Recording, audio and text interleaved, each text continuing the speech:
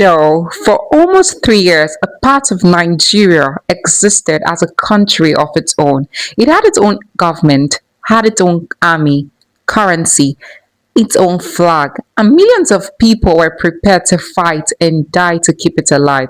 Its name was Biafra, but Biafra did not suddenly happen. It was born from years of political crisis, ethnic suspicion, military coups, massacre, failed negotiation, and eventually war. So, how did Nigeria move from independency to Biafra? The story began. Nigeria became independent in 1960 under a parliamentary system, but independency came with serious political competition.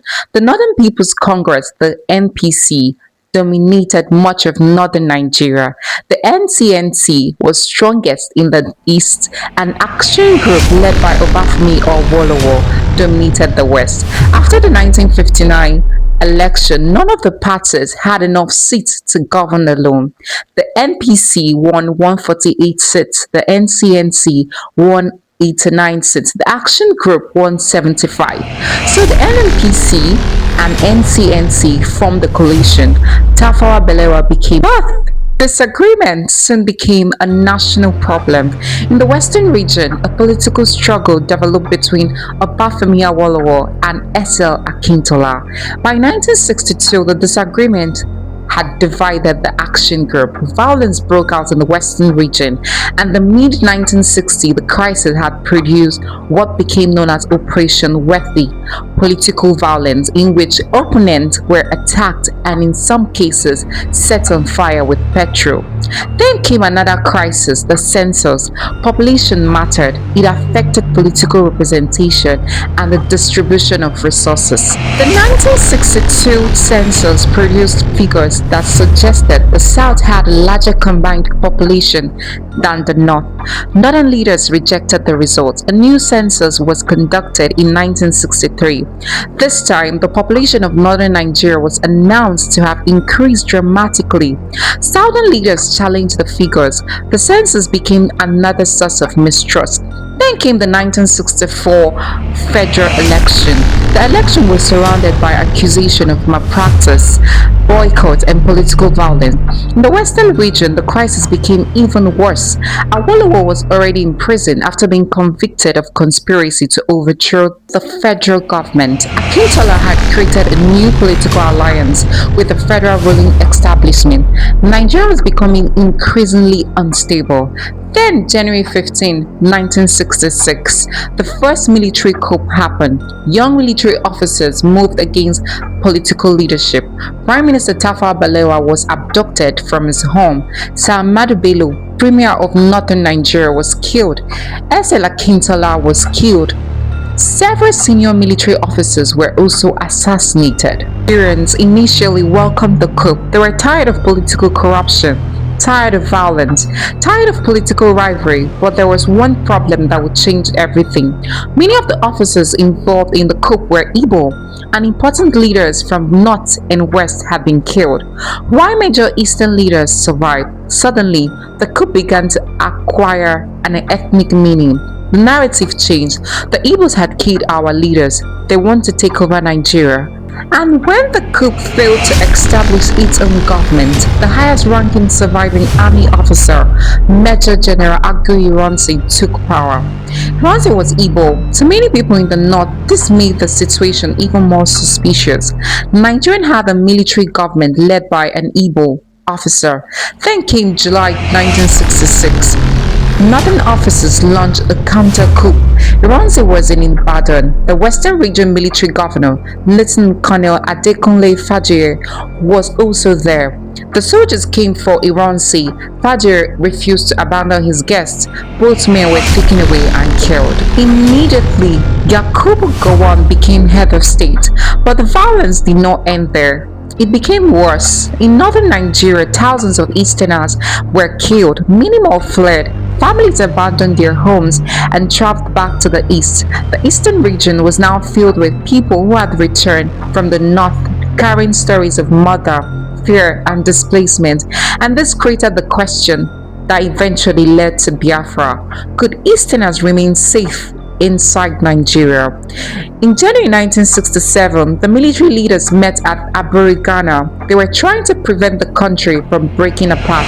Aburi Accord in Ghana, the two sides reached an understanding on the several issues, including the armed forces, the police, federal revenue arrangements. But for a moment, it looked like Nigeria had found a way out. But after returning to Nigeria, the two sides disagreed over what exactly has been agreed. The Abu arrangements became another source of conflict. Then on May 27, 1967, the federal government announced the creation of 12 states. The four regions were abolished. The eastern region was divided into East Central states, Rivers, and Southeastern states. Federal government, this was meant to weaken regionalism and give smaller ethnic groups greater political control over their own areas. But to Eastern leaders, it looked like the Eastern region was being deliberately broken apart. 3 days later, on May 30, 1967, the Eastern region declared the Republic of Biafra. Nigeria rejected the declaration, and now there was no easy way back. The question was no longer whether Nigeria was in political crisis. The question was whether Nigeria would go to war. On July 6, 1967, federal troops entered Biafra. The government described the operation as an attempt to restore the country's territorial integrity. Biafra saw it as an invasion. The war had officially begun. At first, Biafran forces made a dramatic move. They crossed to Niger and advanced through the Midwest. They captured Benin and moved towards Ori. Their ultimate objective was Lagos, but at Ori, federal forces stopped the advance. The Biafrans were pushed back, and the war began moving deeper into Biafran territory. They advanced and came towards Asaba. In October 1967, Nigerian troops entered Asaba. Adult men were accused of supporting Biafra. People were arrested and killed. Community leaders then tried to demonstrate their loyalty to Nigeria. They asked the people to come out wearing white clothes and singing songs in support of one Nigeria. They came out, men, women, and children, but the men were separated and hundreds were killed. The event became known as the Asaba massacre, though remained disputed. But the massacre became one of the most disturbing episodes of the war, because the war was no longer simply soldiers fighting soldiers. Civilians were dying too. By 1968, federal forces had captured important areas. Onitsha fell, Port Harcourt fell, and Biafra lost its access to the sea.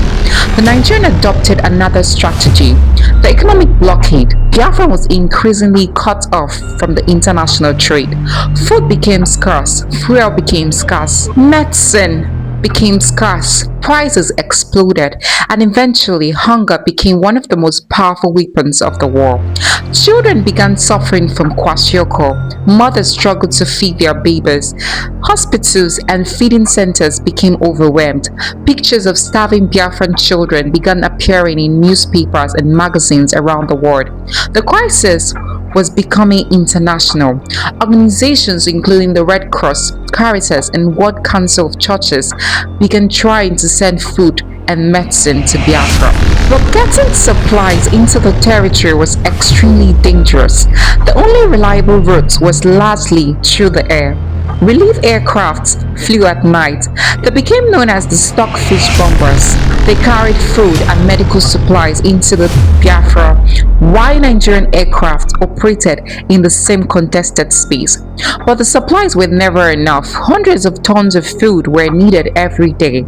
Only a fraction was reaching the people who needed it, and something unexpected happened. The starvation did not simply make Biafrans sorry. Many young people, it became another reason to fight. Some believe if we're going to die, we'll rather die fighting. The Biafran army began receiving more recruits, and because conventional weapons were becoming difficult to obtain, Biafran engineers began manufacturing weapons locally. One of the most famous was the Obonigwe, sometimes called the Ojuku bucket. This is where the story became more heightened. Then came one of Biafra's most famous battlefield successes, the Abagana ambush. A Nigerian army convoy moving from Onitsha area was attacked by the Biafran forces. The convoy contained armored vehicles, troop carriers, fuel tankers, and ammunition. A fuel tanker was hit, it caught fire, the fire spread, ammunition began exploding. The convoy was thrown into chaos. The Nigerian column suffered a major defeat. For Biafran, Abagana became a symbol of resistance. It showed that the Biafran army could still fight, but the larger war was turning against them. By 1969, federal forces had captured Enugu, Port Harcourt, and Umuahia. Biafra's territory was shrinking. Its capital had moved from Enugu to Umuahia and eventually to Owerri. But the humanitarian crisis was becoming impossible to ignore. The starving children of Biafra were now appearing on the front pages of international newspapers. The world was watching, and one young American decided that watching was not enough. His name was Bruce Mayrock. He was only 20 years old. On May 29, 1969, he went to the United Nations headquarters in New York. He set himself on fire in protest against what he believed was genocide and starvation taking place in Biafra.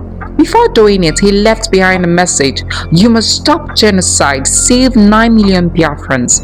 He died from injuries the following day. His protest was extreme, but it showed how far the Biafran humanitarian crisis had traveled. It was no longer just a Nigerian story. The world was demanding action. But international politics complicated everything. Britain strongly supported the Nigerian government. Other countries had their own interests, and the question of humanitarian relief became deeply connected to the politics of the war. Biafra insisted that relief should be allowed to enter without being controlled by Nigeria.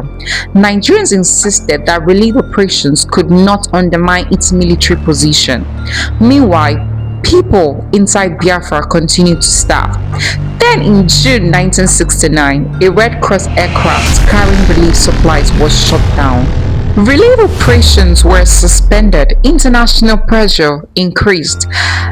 But by now, Biafra was running out of options. Its soldiers were short of ammunition, populations were starving, territory was shrinking, international support was limited, and federal forces were closing in.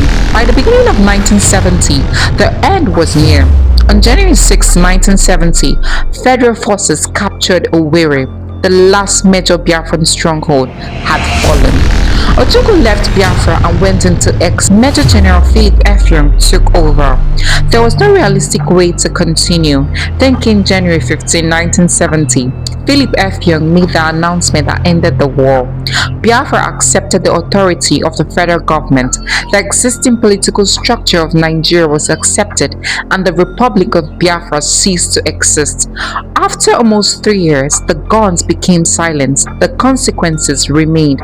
Families had been displaced. Children had grown up knowing hunger and war, and the exact death toll was so enormous and is still disputed because civilian deaths from starvation and disease are difficult to calculate.